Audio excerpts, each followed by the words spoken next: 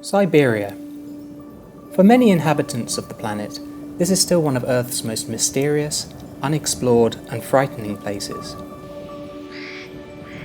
To this day, there have been many tales about Siberia that are far from the reality. Indeed, everything is not as clear and simple here as in the forest of the European parts of Russia. The taiga is a harsh world that does not forgive mistakes.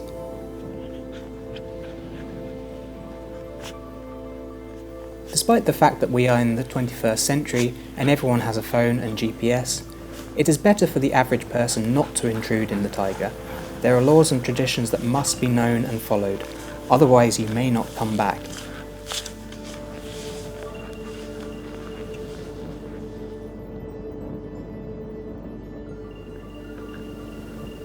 In actual fact, apart from the fables and fears, the mysterious Siberian land is full of many unique and fascinating things.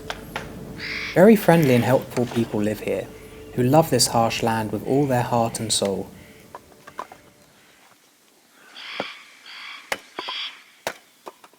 This is Gennady, a hunter and native Siberian.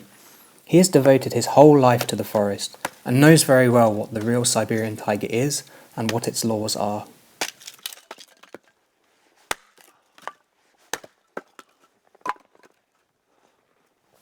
We were lucky that it was he who became our guide and opened the wonderful world of Siberia for us.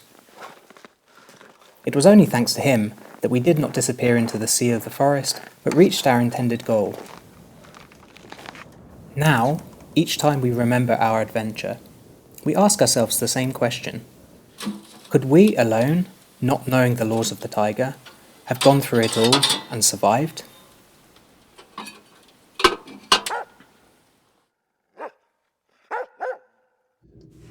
Ты с самых малых лет уже ходишь в тайгу.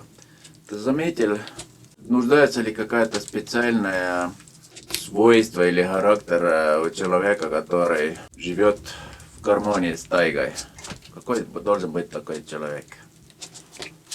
Такой человек должен выработать в себе, либо тайга вырабатывает в нем, который продолжительное время с детства, скажем, находится в таежных условиях, либо проживает где-то по соседству с тайгой, она вырабатывает в нем определенные качества, чтобы жить в гармонии. Любое нарушение этих правил, скажем, таежных, это может обернуться небольшими неприятностями для самого человека, тем более для охотника, если, скажем, он охотник. Надо уважать природу, знать ее нравы, характер природный и следовать этим правилам. Тайга просто лес. Вытолкнуть такого человека не сможет он существовать с ней.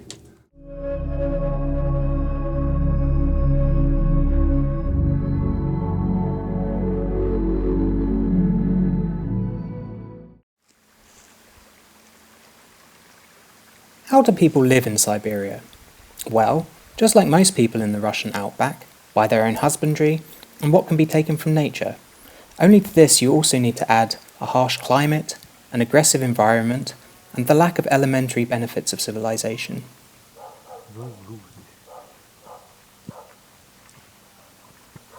Now it's about -30. Such a temperature in Siberia is not considered abnormal, as, for example, it is for residents of the European parts. Here, in the Siberian wilderness, they have never declared and will not declare a state of emergency because of the frosts. They do not even know about such situations here. In any frost, the residents here have a normal day and ordinary cares. Здравствуйте. This is Buryolka, a real Siberian village with old wooden houses, unpaved streets, and pack transport. As soon as I found myself in Buryolka, I immediately fell in love with this world, where there are no sidewalks, crowds of cars, and blind fences everywhere. There's nothing to hide and no one to hide it from. Everyone lives the same way.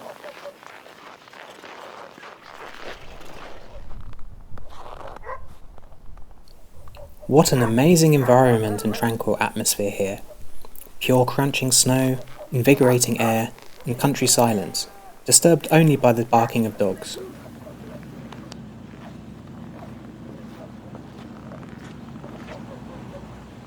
In 2008, my Estonian friend Riho Vastrik and I began to shoot the film A Stroll to Siberia. We chose Birjoka as the entry point to the film, and from there we were to go into the taiga. The area where we planned to shoot was completely unknown to us. The southern taiga is fundamentally different from the northern taiga, which I know well. I'm a newcomer here. My experience was not enough to work in such taiga places. So, to move around in the taiga, we needed a guide who knew it and its character well.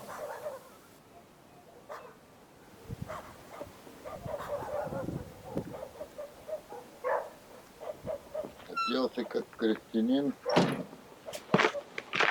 Берем направление на ферму. This is Gennady, our guide. He has his own homestead and a beautiful house. It's a rare family that keeps a cow in the villages these days. Too troublesome, and for what reason if I can go to the store and buy milk, cheese or sour cream, which can be stored for a month or more. In this way, the sweet taste of childhood is forgotten. Today, the world is ruled by chemistry and capital, which have already reached this far out.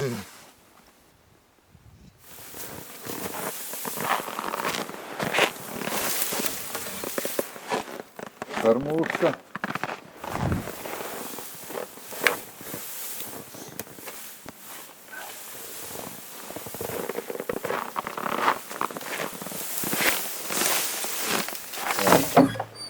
Ну иди, выходи.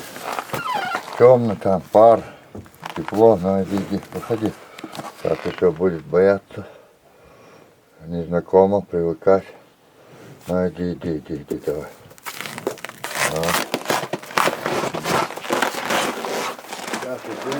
Сейчас давай.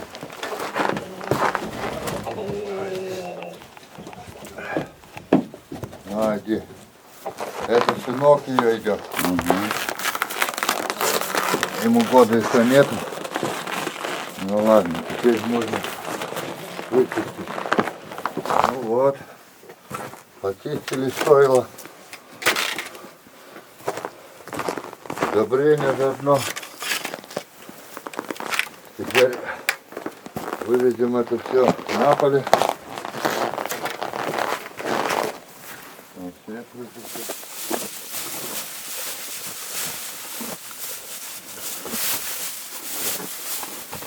Ну ладно, выведем это теперь в отходы.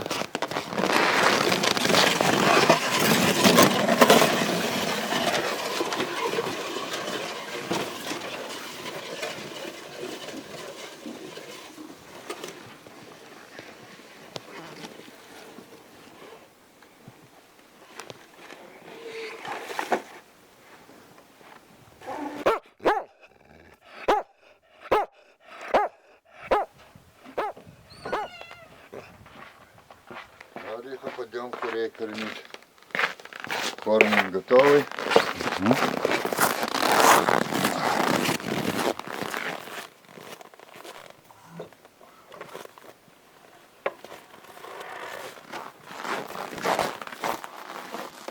Включаем свет там.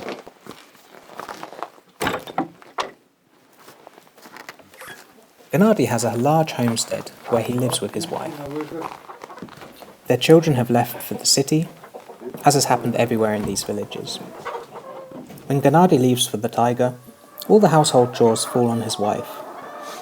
And here in the village there is no piped water, no sewage system, no hot water, no heating, and no gas. All those things the city mistress of the house cannot do without. Even with a husband, women's chores around the house take a tremendous amount of time and effort. And if you take into account the fact that there are no days off for a cow, chickens or dog, and no one will come to bring the water or tend to the stove or heat the banya, then what kind of manicure, hairdresser or theatre can you think about when all you want to do is fall into bed? Теперь мы затопим гараж. Чтобы не было в течение дня.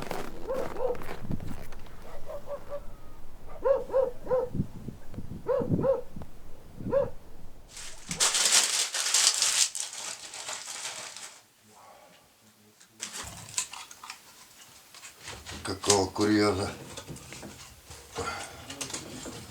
Все, на вечер у нас печь готова, уже заряжена. И вот только спичку чиркнуть. И загорит. Вот такие дела.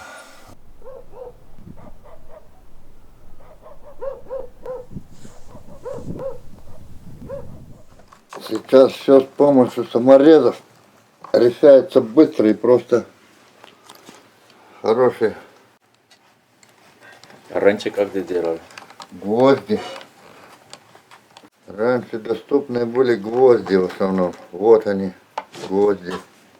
Гвозди. А саморезы были под рукой, так бы саморезами закрепил быстро и все. Ну что, разве раньше саморезов не было? Ну где-то они были, а нам-то они недоступны были. Это вот все с перестройкой появилось. Когда начали рынок, начался, торговля, стало все появляться после 92-го года. А до 92-го года это где-то было, но только не у нас. Как Ленин гвозди выпустил, так его гвоздями и пользовались.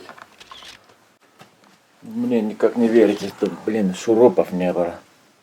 Шурупы были шурупы. Но очень строго ограничено все. Вот они шурупы. Такие вот это. Были такие, можно было брать.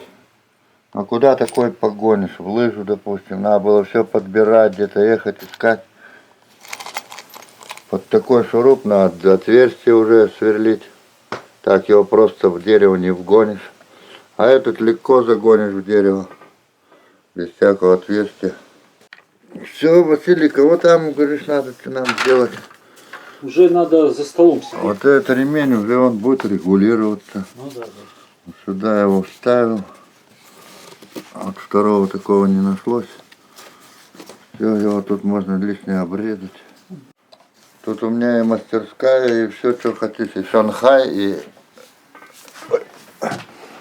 электроника. Что-то Василий там строго приказал настрого явиться, надо строго. Надо идти. Наверное, будем двигаться в его направлении. Давай, ты вперед.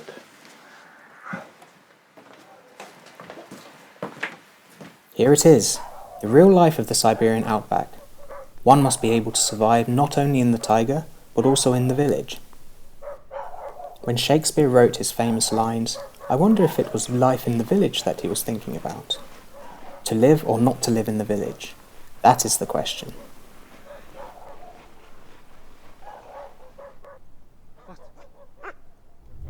То, что я могу существовать в природе, там, скажем, находиться рядом с ней, выработалась она, скажем, уже после школы, когда мы уходили, стали на продолжительное время в тайгу, проживать там, находили средства передвижения там, ну, в основном это было пешим ходом. Продукты какие-то изыскивали, в природе там же находили. Тайга она сама, лес преподносит много продуктов, которых посторонний человек может и не знать о их существовании. А они буквально вот под ногами. Либо в готовом виде, либо их можно добыть и употребить, приготовить. Вот уходили мы в тайгу, скажем, и там и ночевки были у нас под открытым небом, и все такое. Зимнее время приходилось ночевать. Для того, чтобы ночевать и в таких условиях находиться, это надо, конечно, определенно знать правила. Но у нас это получалось. То есть мы уважали природу. Приходилось считаться с ней, с морозом, с ветром, с дождем, скажем, с непогодой так называемой. И изыскивать средства, чтобы там существовать в этой среде. И стало получаться. И вот после школьный период, и мы уже самостоятельно, дальше больше самостоятельно уже внедрялись в ее ауру природную.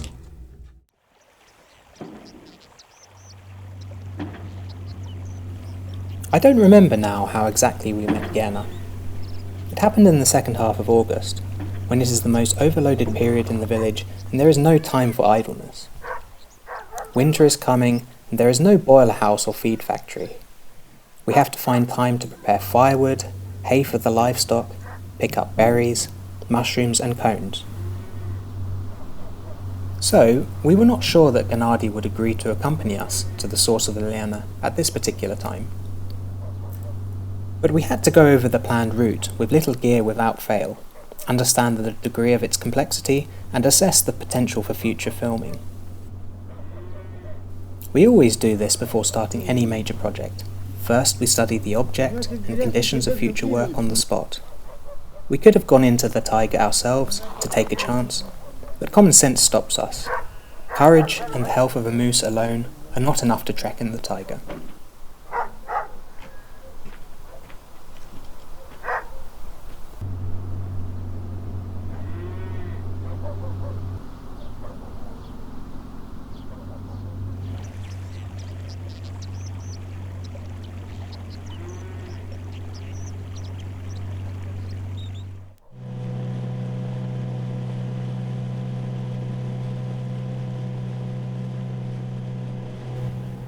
Gennady's farm was ready for winter, and he agreed to show us. The route is long, not a day trip. First, 3 days on a boat along the river, then 4 days on foot in the forest. To speed up our movement through the taiga, Gennady made an agreement with the owner of the horses to unload us on the way. Breaking through the taiga with a load of food and things is a joyless occupation. The load would hold us back, and the snow is not far off in the taiga. We gave an advance payment to the driver, and in the morning went on a boat up the river. As it turned out later, the advance was immediately spent on a warming mixture, the miraculous effect of which led to the long wandering of the horses in the taiga, and their return to the village.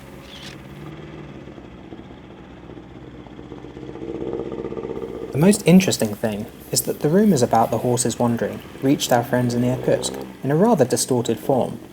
The version was this: supposedly we got drunk and drowned the horses in the swamp. I think this version was invented for the driver's wife when she asked where the advance was.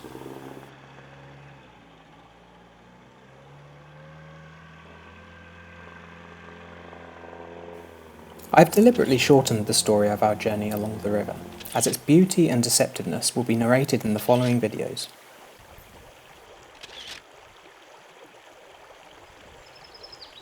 By the evening of the third day, we were already on Sakharka. This is the name of the place where there is a cosy winter cabin with a supply of firewood and birch bark for lighting the stove. Here the horses should have been waiting for us, but alas, they were not. And we didn't have a phone to find out if they even left the village. After waiting for the horses for several days, we left part of the load in the cabin, and the three of us went forward on foot.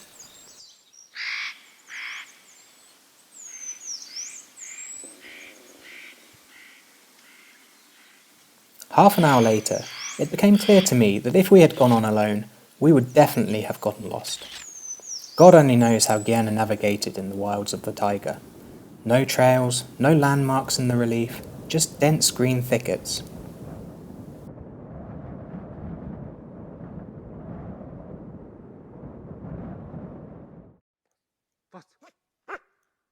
Вырабатывает много качеств тайга в человеке. Выносливость, трудолюбивость, ориентировку в тайге нужно, конечно, знать от и до. От чего у нас блуждение происходит, потому что человек, который не может читать природу, скажем, они часто блудят в тайге и тем самым производит много хлопот другим, скажем, в определенных условиях. Надо держать себя там в тайге соответствующе наперед видеть все ее, скажем, предвидеть какие-то изменения, временные изменения, либо продолжительные изменения. Все это надо предвидеть, предугадать, чтобы не оказаться в каком-то наихудшем положении. Приблизиться поближе как бы к животному миру, сознать их язык, и там очень много требований к человеку, который находится в тайге. Тем более один, это для простого человека, это одному находиться в тайге, это очень опасно. Для несведущего, который, скажем, с городских условий там попал в таежные условия сразу, это неприемлемо никак. Тайга таких, да, действительно может поглотить и уже обратно не вернуть. 3 days later, we got to the source of the Great Siberian River, the Lerna. It is hard to believe that this Siberian giant begins with such a small stream that you can safely step over it and not even notice. Next year, we will return here to film a story about a long-standing dispute between a bear and a chipmunk, arguing about which of them is faster.